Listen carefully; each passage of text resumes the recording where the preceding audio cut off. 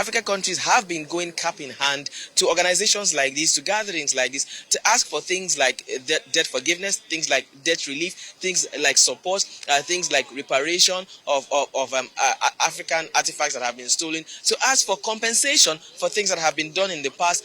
We hardly hear African countries talking about going forward, and when we do talk about going forward, when you weigh the conversation, going forward most times is not up to 50% of the conversation. Most of it is about debt relief, debt forgiveness, and what we can get.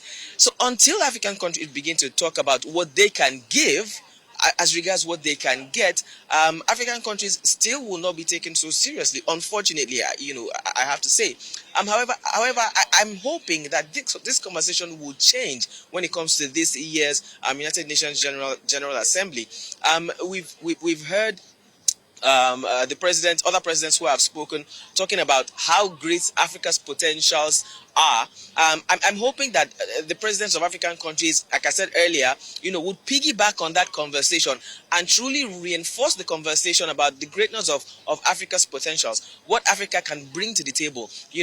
Again, raising their voices about how African countries and other developing countries can become part of these great conversations, particularly being part of the Security Council of the United Nations, of United Nations. That is where I'm hoping that the conversation from the African leaders should go to. But then again, we're going to have to wait for South African president, who will be the first African president to speak from the continent. We'll wait to hear what he'll have to say, and we'll hope that he'll be able to raise his voice for the continent. And after that, of course, we're going to have our own representative. You did mention Kashim Shettima, the vice president of Nigeria.